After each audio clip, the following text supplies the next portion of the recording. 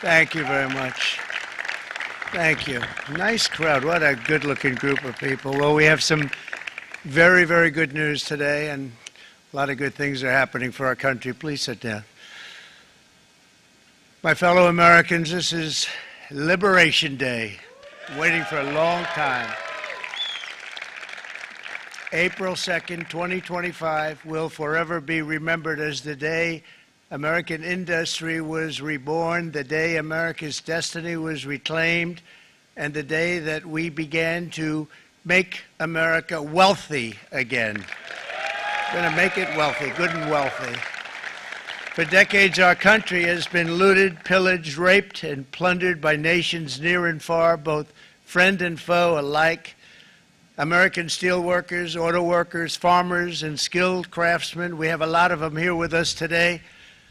They really suffered gravely. They watched in anguish as foreign leaders have stolen our jobs, foreign cheaters have ransacked our factories, and foreign scavengers have torn apart our once beautiful American dream. We had an American dream that you don't hear so much about. You did 4 years ago, and you are now, but you don't too often, and for many years and decades even, you didn't hear too much about. Our country and its taxpayers have been ripped off for more than 50 years, but it is not going to happen anymore. It's not going to happen. In a few moments, I will sign a historic executive order instituting reciprocal tariffs on countries throughout the world. Reciprocal, that means they do it to us and we do it to them. Very simple. Can't get any simpler than that. This is one of the most important days, in my opinion, in American history. It's our declaration of economic independence. For years, hardworking American citizens were forced to sit on the sidelines as other nations got rich and powerful, much of it at our expense. But now it's our turn to prosper, and in so doing, use trillions and trillions of dollars to reduce our taxes and pay down our national debt, and it'll all happen very quickly. With today's action, we are finally going to be able to make America great again, greater than ever before.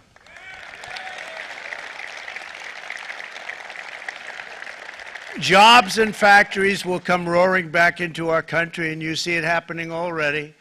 We will supercharge our domestic industrial base. We will pry open foreign markets and break down foreign trade barriers. And ultimately, more production at home will mean stronger competition and lower prices for consumers. This will be indeed the golden age of America. It's coming back, and we're going to come back very strongly. We're pleased to be joined on this momentous occasion by Vice President J.D. Vance. J.D., thank you. Thank you. Thank you very much. Where are you, J.D.? No, that wasn't too hard to find. I was looking, you know, he likes to take a low-key attitude, so it'd usually be sitting right in front. He's gaining a lot of confidence, Mike, isn't he? And nearly my entire cabinet is here, as well as Speaker Mike Johnson, who's done an amazing job. And with the great success we had last night in Florida, we have a majority of 7. And 7's like a lot when we had it at 1, right? You've done a fantastic job. And many of the members of the House and Senate are with us. Senators, Congressmen, thank you all for being with us. We appreciate it. For decades, the United States slashed our trade barriers on other countries, while those nations placed massive tariffs on our products and created outrageous non-monetary barriers to decimate our industries. And in many cases, the non-monetary barriers were worse than the monetary ones. They manipulated their currencies, subsidized their exports, stole our intellectual property, imposed exorbitant VAT taxes to disadvantage our products, adopted unfair rules and technical standards, and created filthy pollution havens. They were absolutely filthy, but they always came to us and they said, we're violating, we should pay for it. It's all detailed in a very big report by the U.S. Trade Representative on Foreign Trade Barriers, and I'll just hold it up for you. It's available, and you don't have to pay too much. As I understand it, you'll pay nothing. It's a lot of work for something, actually, because it's a special book. It's very, frankly, it's very upsetting when you read it, when you see what people have been doing to us for 30 years. This all happened with no response from the United States of America, none whatsoever. But those days are over. Let me offer just a few examples of the vicious attacks our workers have faced for so many years. The United States charges other countries only a 2.4 tariff on motorcycles. Meanwhile, Thailand and others are charging much higher prices, like 60%. India charges 70%. Vietnam charges 75%, and others are even higher than that. Likewise, until today, the United States has for decades charged a 2.5 tariff. Think of that, 2.5% on foreign-made automobiles. The European Union charges us more than 10% tariffs, and they have 20% VATs, much, much higher. India charges 70%, and perhaps worst of all are the non-monetary restrictions imposed by South Korea, Japan, and very many other nations. As a result of these colossal trade barriers, 81% of the cars in South Korea are made in South Korea. 94% of the cars in Japan are made in Japan. Toyota sells 1 million foreign-made automobiles into the United States, and General Motors sells almost none. Ford sells very little. None of our companies are allowed to go into other countries. And I say that, friend and foe, and in many cases, the friend is worse than the foe in terms of trade. But such horrendous imbalances have devastated our industrial base and put our national security at risk. I don't blame these other countries at all for this calamity. I blame former presidents and past leaders who weren't doing their job. They let it happen, and they let it happen to an extent that nobody can even believe. That's why, effective at midnight, we will impose a 25% tariff on all foreign-made automobiles.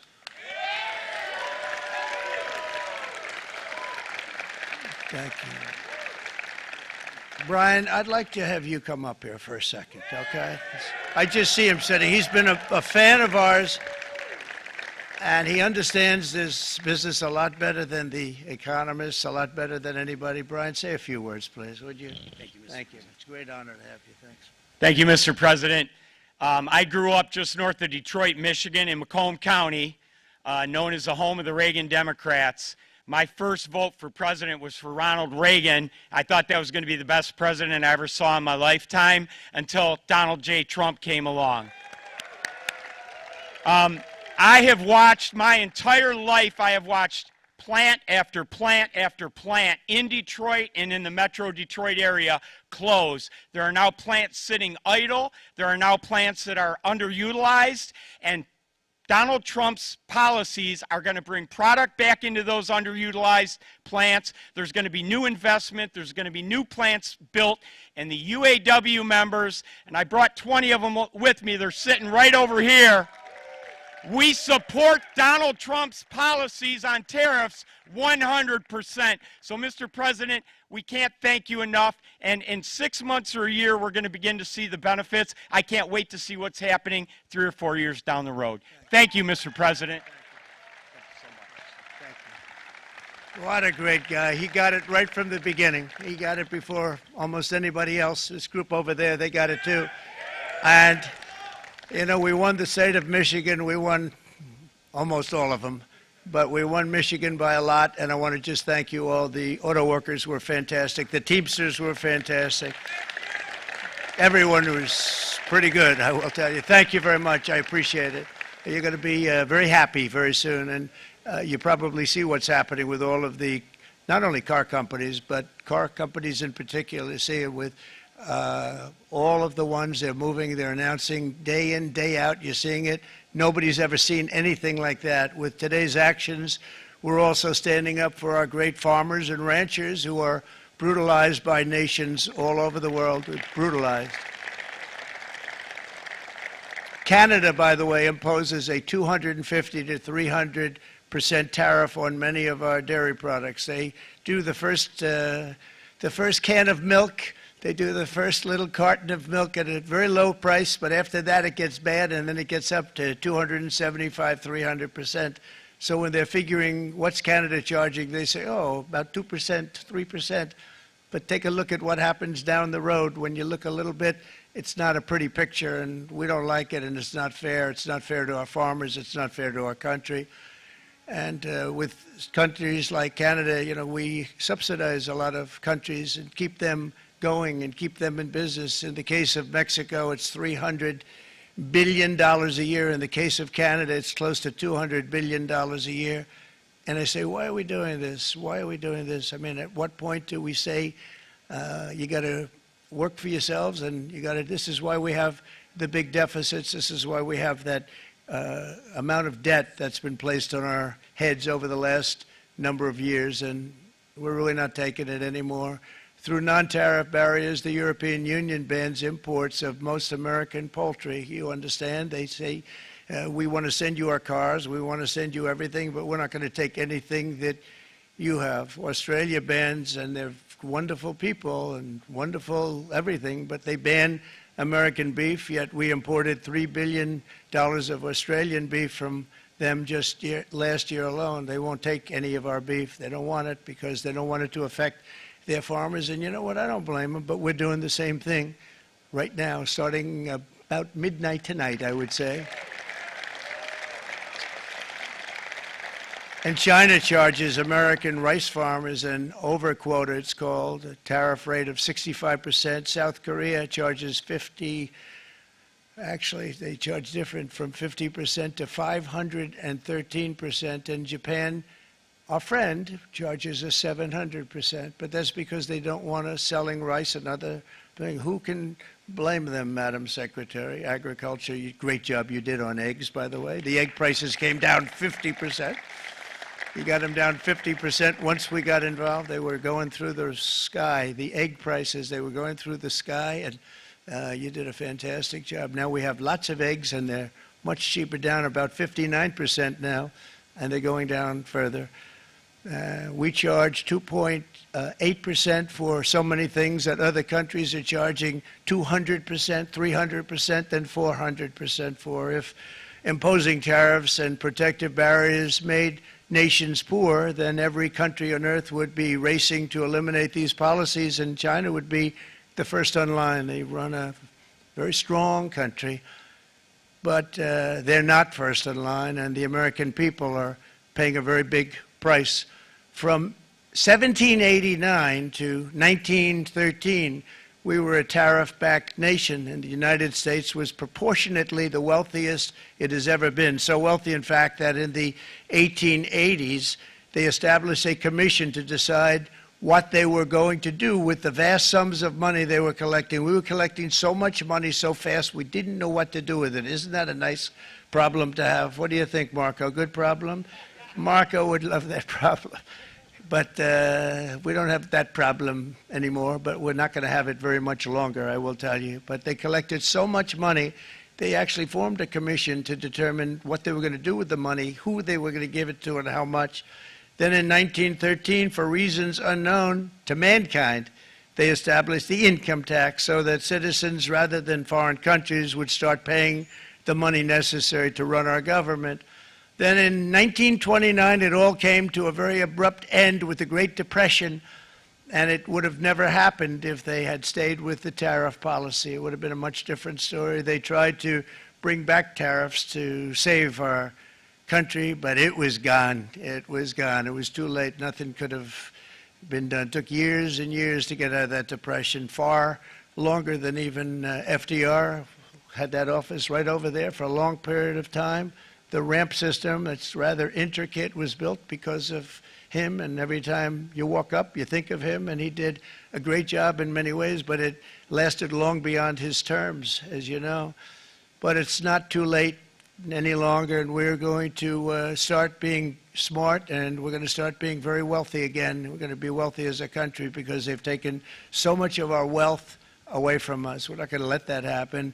We truly can be very wealthy. We can be so much wealthier than any country. It's not even believable. But we're getting smart. Nearly a century later, in the face of unrelenting economic warfare, the United States can no longer continue with a policy of unilateral economic surrender. We cannot pay the deficits of Canada, Mexico, and so many other countries. We used to do it. We can't do it anymore. We take care of countries all over the world. We pay for their military. We pay for everything they have to pay. And then when you want to cut back a little bit, they get upset that you're not taking care of them any longer. But we have to take care of our people, and we're going to take care of our people first. And I'm sorry to say that.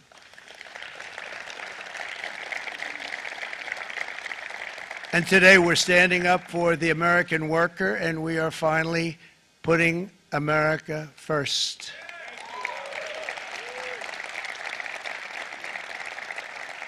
In sleepy Joe Biden's last year in office, the United States hemorrhaged 100,000 manufacturing jobs, and the number was going through the roof at levels never seen before, and our trade deficit reached a record $1.2 trillion, which is unheard of.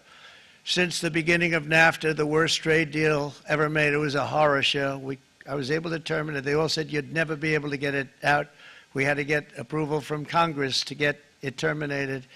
We had to live with that deal. It was the worst trade deal ever made by far.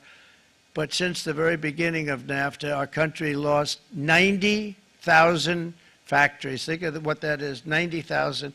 Think about putting a map up and putting tax on it. You wouldn't have enough room.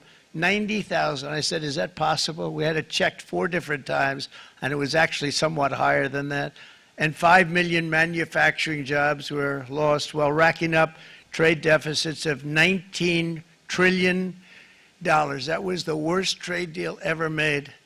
As a result of these gigantic losses, foreign nations now own $26 trillion more of American assets than think of this, than the Americans own of their own foreign assets or other foreign assets.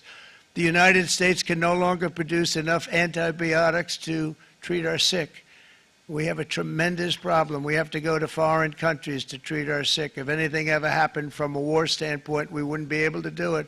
We import virtually all of our computers, phones, televisions, and electronics. We used to dominate the field, and now we import it all from different countries.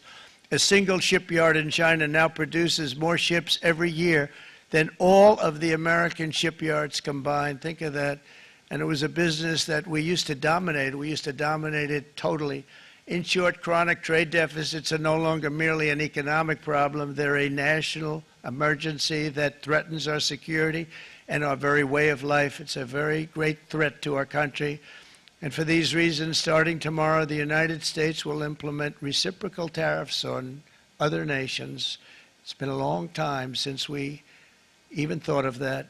We used to think about it a lot. We didn't think about it for many decades, and you see what's happened.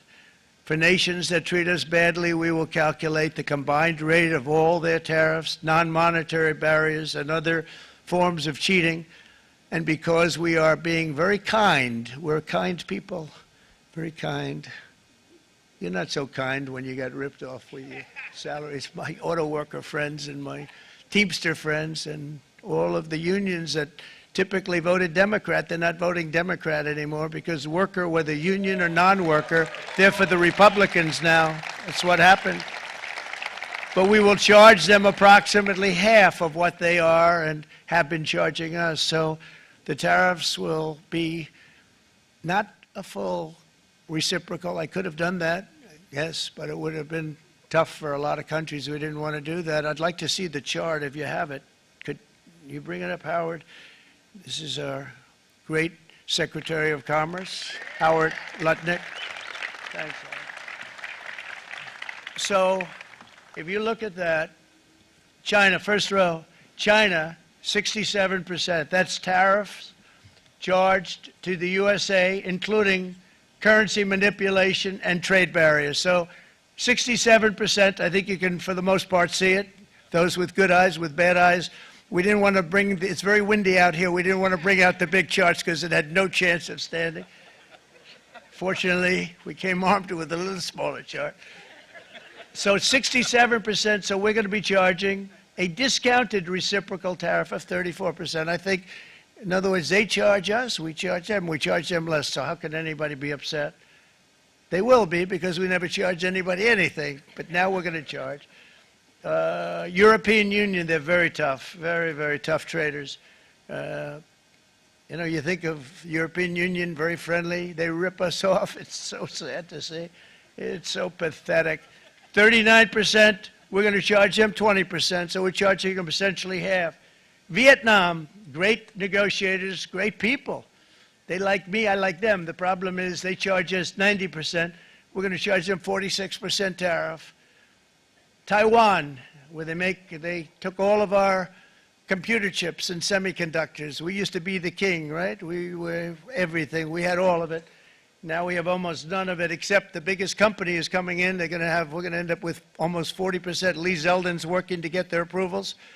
And it's an amazing company. Mr. Wei, of one of the great companies of the world, actually. They're coming in from Taiwan, and they're going to build one of the biggest plants in the world, maybe the biggest for that.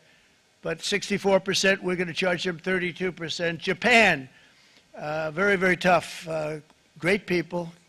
And again, I don't blame the people for doing it. I think they're very smart in doing it. I blame the people that sat right in that Oval Office, right over there, right behind the Resolute desk or whichever desk they chose. Japan, 46%. They would charge us 46%, and much higher for certain items like cars, you know, little items like cars. 46%, we're charging them 24%. India, very, very tough, very, very tough.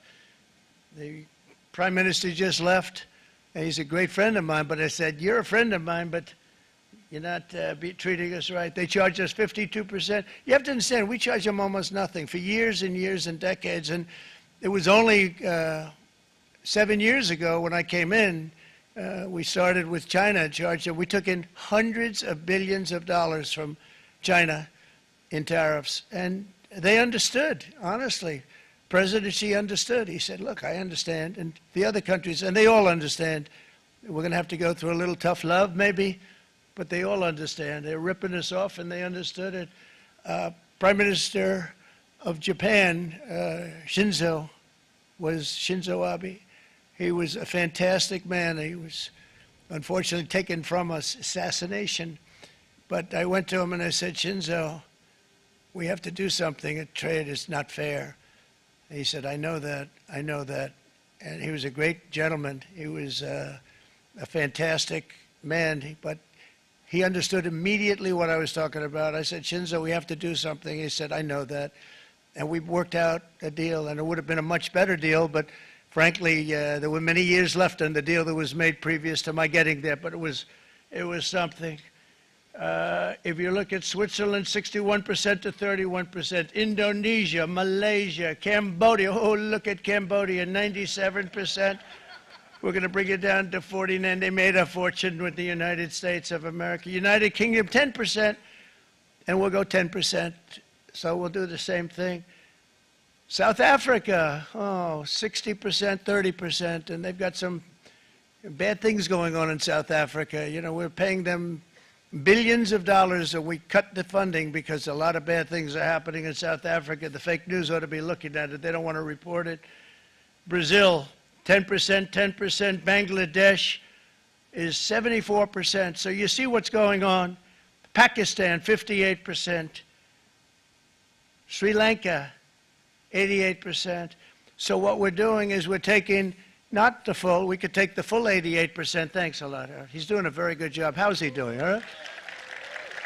I think you better take it with you. It's not going to last very long. He's going to put it, it's going to follow you down with the wind. I brought a hat just in case it got too windy, but here, would anybody like a hat? I'm not giving it to a cabinet. I'm giving it to the auto workers. Come here.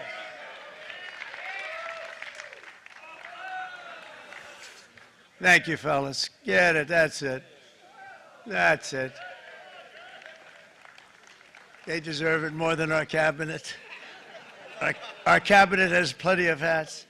But you see the numbers. The numbers are so disproportionate. They're so unfair. At the same time, we will establish a minimum baseline tariff of 10%. You notice that on the chart. And that'll be on other countries to help rebuild our economy and to prevent cheating. So we're going to have a minimum of cheating, and we're going to be very severe on the people that at the gate that watch the tariffs and watch the product coming in, because there's been a lot of bad things happening at the gate because the money is so enormous that you're talking about. There's never been probably anything like it in terms of the enormity, and there are a lot of bad things happen at the people that do the check-in, and they're looking at 10-year jail sentences if they do play. We're going to treat them so good, but if they cheat, the repercussions are going to be extremely strong. Foreign nations will finally be asked to pay for the privilege of access to our market, the biggest market in the world. We're right now the biggest market in the world. We had a great country 4 years ago in terms of the economics. We were doubling up on China. We were doing so well. Nobody was going to catch us, but so much of it slipped away over the last 4 years under Biden. I campaigned on this policy throughout last year, and today that promise was made, and it was also a promise, as you know, that was kept. Promises made, promises kept. To any company that objects to our common sense reciprocal tariffs, again, reciprocal, back and forth, back and forth.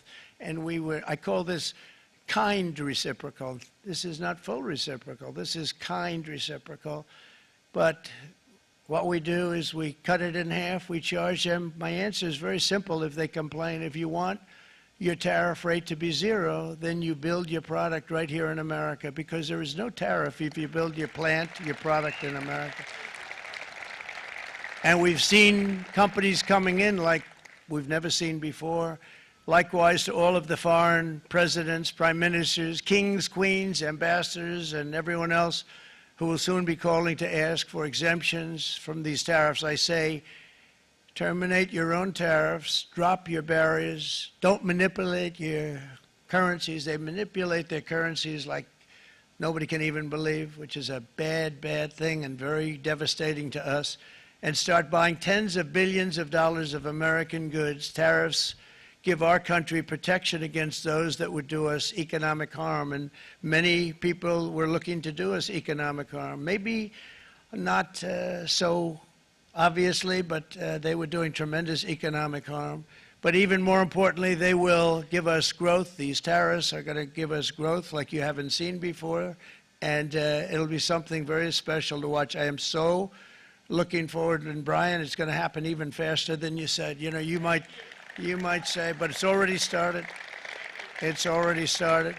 Work's already begun on plants all around the country, and you see that as before. These are big, rich companies. We have $61 billion started on a big plant going up. It's going to be announced over the next 2 days, and they already started work. Many of these the biggest companies in the world, they've committed to build, build, build. We're going to build, build, build, sir.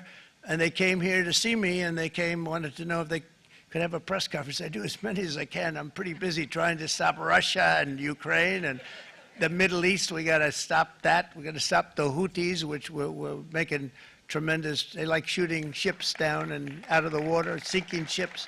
They get a kick out of it, but they're not getting such a kick out of it now, are they, Mr. Secretary? They're not getting such a kick out of that now. But here are just a short list of some of the companies that have already announced and committed to investment. And this is a company that built its factories and its plants in China. Apple is going to spend $500 billion. They never spent money like that here. They're going to build their plants here. SoftBank, OpenAI, and Oracle, great companies, are investing $500 billion almost immediately.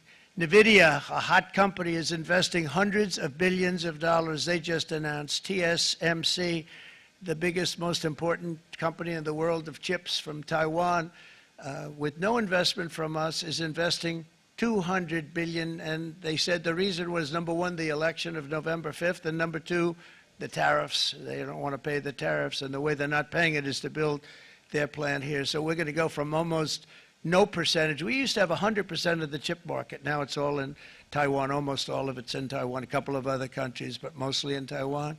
And think of it. We had 100%. We lost it because of people in that office that didn't do their job. They allowed it to be stolen from us. Johnson & Johnson, great company, $55 billion.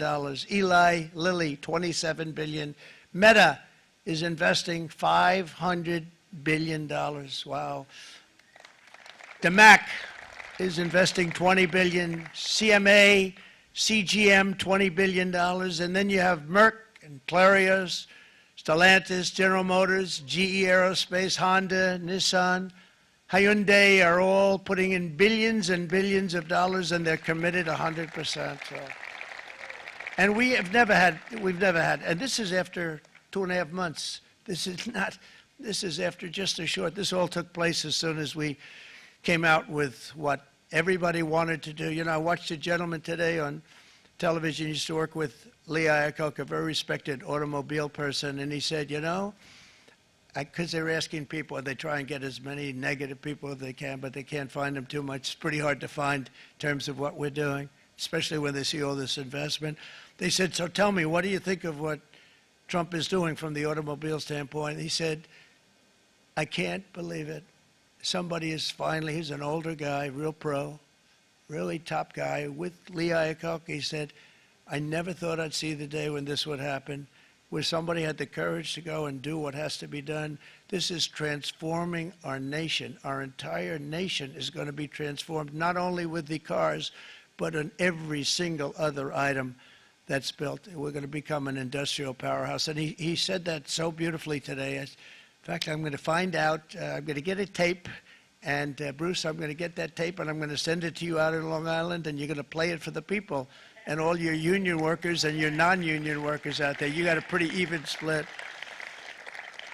But we have, so far, it looks like we're going to have about $6 trillion of investments, and you wouldn't do that in years in this country over the last number of years. $6 trillion, and that's going to be much higher by the end of the year. And think of what $6 trillion is. You wouldn't have even a small percentage of that under this other system. We're going to be an entirely different country, and it's going to be fantastic for the workers. It's going to be fantastic for everyone. There will never have been a transformation of a country like the transformation that's already happening in the United States of America. It's an incredible thing to watch, and it's incredible to meet with the top people, people that you read about, very wealthy people, or people that are great managers and executives and presidents of big public companies, and to watch the enthusiasm they have now that they didn't have. They gave up on our country. They went to foreign countries and they built. Companies are pouring into our country at levels never seen before, with jobs and money to follow, and it's really beautiful. In the coming days, there will be complaints from the globalists and the outsourcers and special interests and the fake news. Always, the fake news will always complain. But never forget, every prediction our opponents made about trade for the last 30 years has been proven totally wrong. They were wrong about NAFTA. They were wrong about China. They were wrong about the Trans-Pacific Partnership, which would have been a disaster if I didn't terminate it. If I didn't terminate that, United Auto Workers, you would have had no jobs in this country. You would have had no jobs. It was all going to other countries. In my first term, they said tariffs would crash the economy. Instead, we built the greatest economy in the history of the world. And again, I have great respect for President Xi of China, great respect for China, but they were taking tremendous advantage of us, and I commend them for that. I say, hey, if you can get away with it, that's okay. But, you know, they understand exactly what's happening, and they probably, most of them are saying it's about time they did something, but and they're going to fight, and they're going to fight fair. Everyone's going to fight. You know, it's like, I say to the leaders, look, you got to take care of your country, but we have to start taking care of our country now. We can't do what we've been doing for the last 50 years. From the day of my election, the stock market went up in my first term 88%, with NASDAQ going up 155%, more than any president has ever had in any term in office, by far. And I think we're going to blow that away, and maybe the numbers won't show, but I think they're going to show much better than even those numbers. But what you're going to see is you're going to see activity, that empty, dead sites, factories that are falling down, those factories will be knocked down, and they're going to have brand new factories built in their place. They're not only talking about renovating, they're talking about brand new, the best anywhere in the world, the biggest anywhere in the world. I have a friend who builds car plants, and I said, I want to see the biggest and the best. He said, well, we have to go to Mexico. I said, no, I want to see it in the United States. He said, we're not building them in there. This is a year and a half ago during the campaign. He said, we're not building it. You'd have to go to Mexico.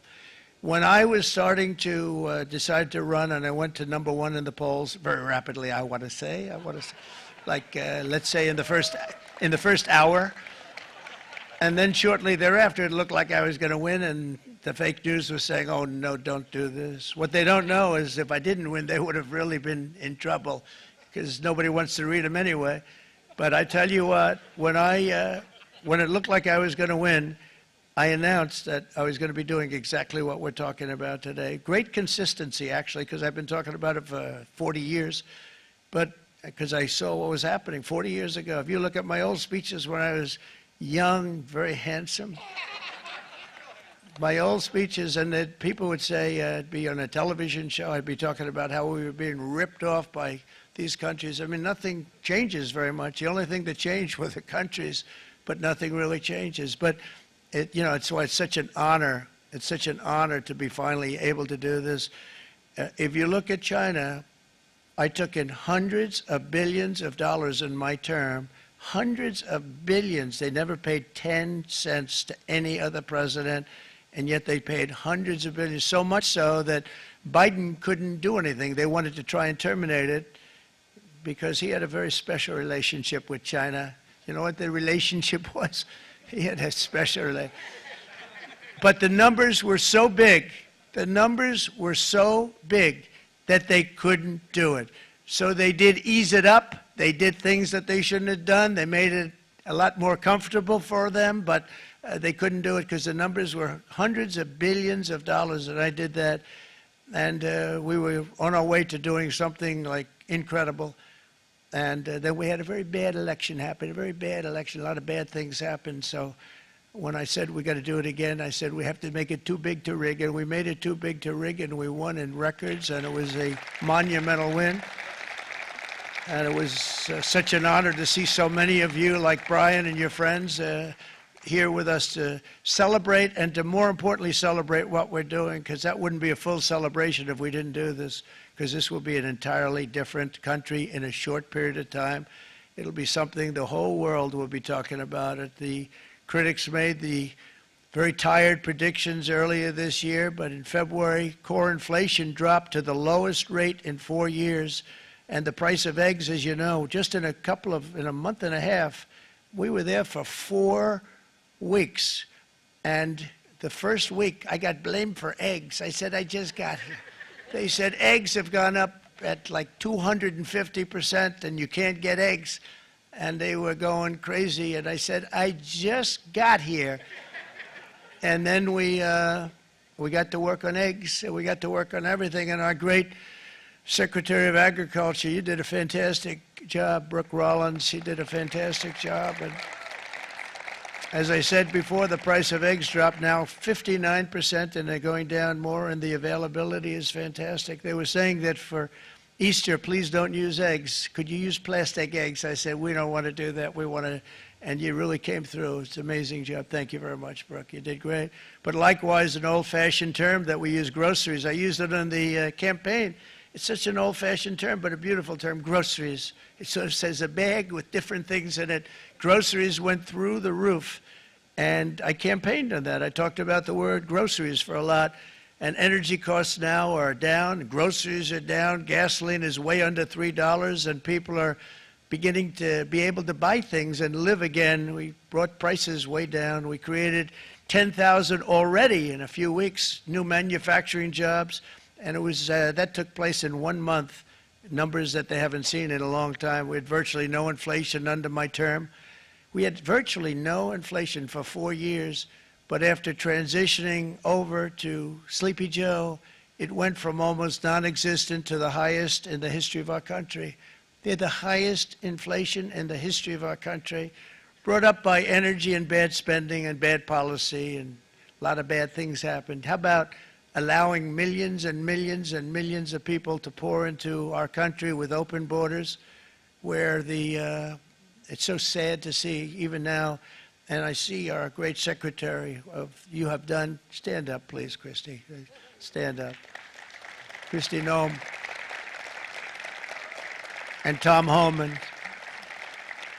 These people are doing a great job, but gotten them out in records. We have problems with judges that don't want them to go out. They want Tren de Aragua, and they want MS-13, the most vicious gangs ever. Nobody's ever seen anything like it. Absolute killer gangs. They kill people. They don't even think about it.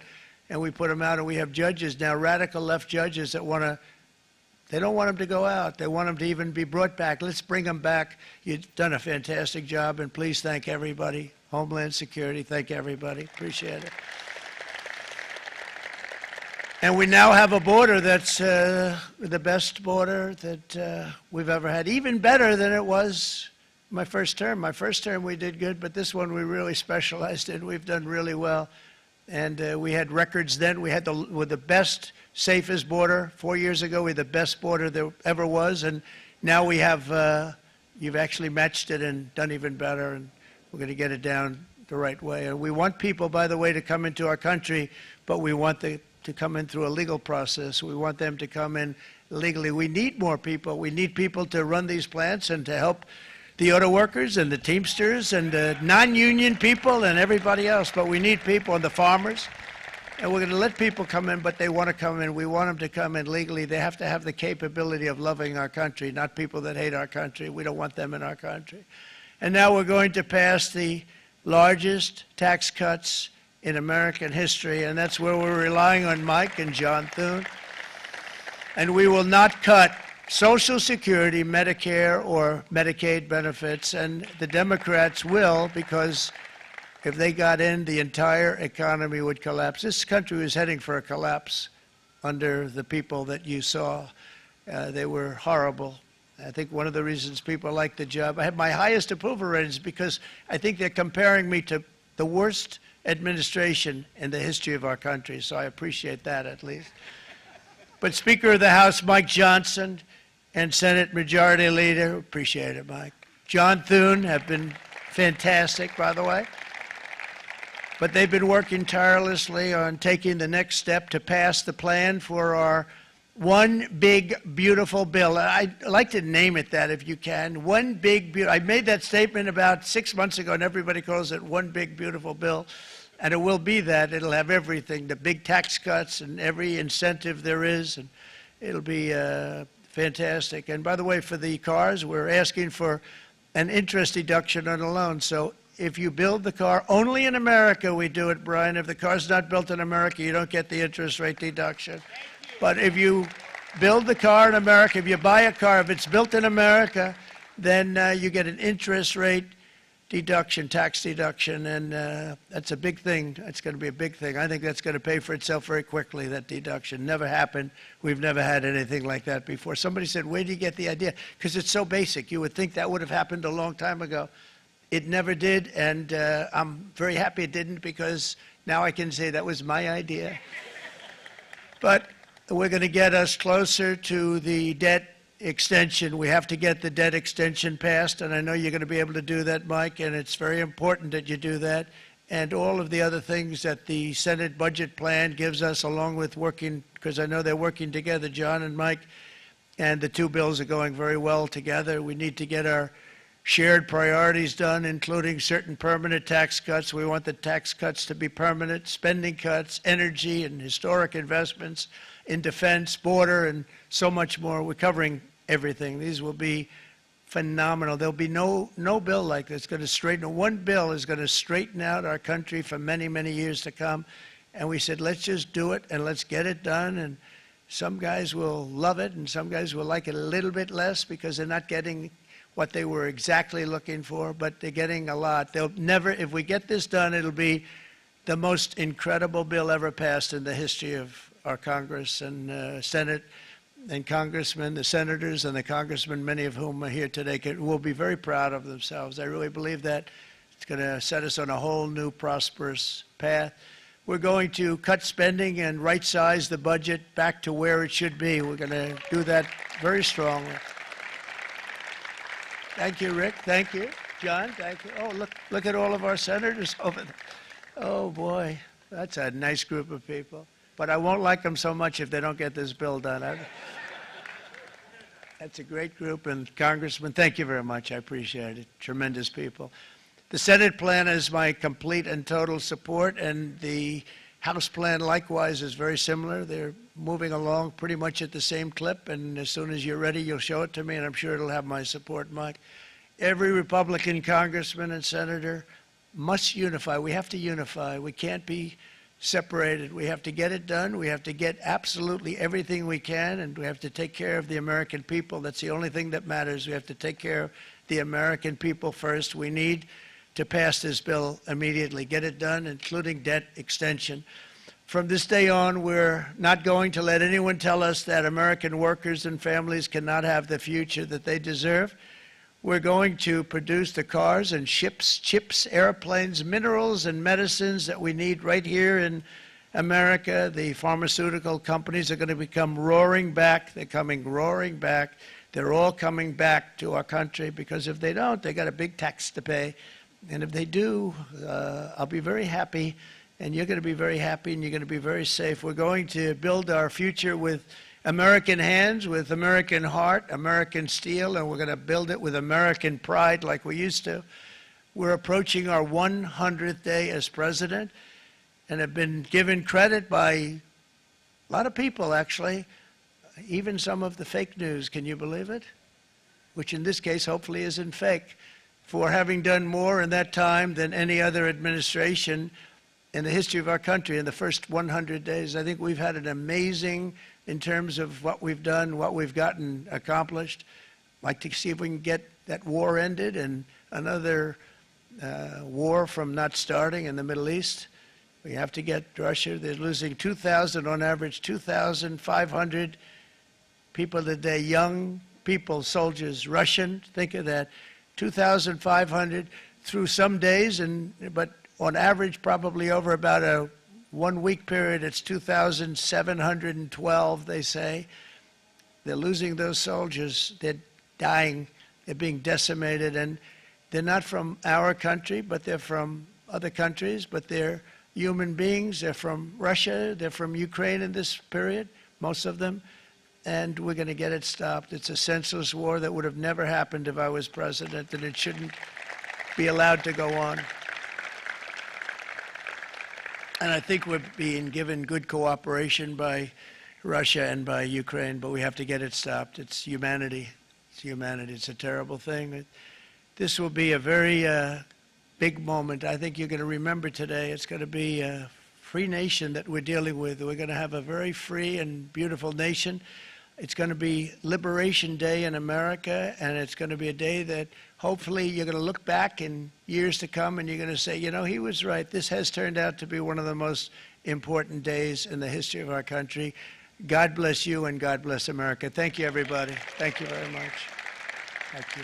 Thank you very much.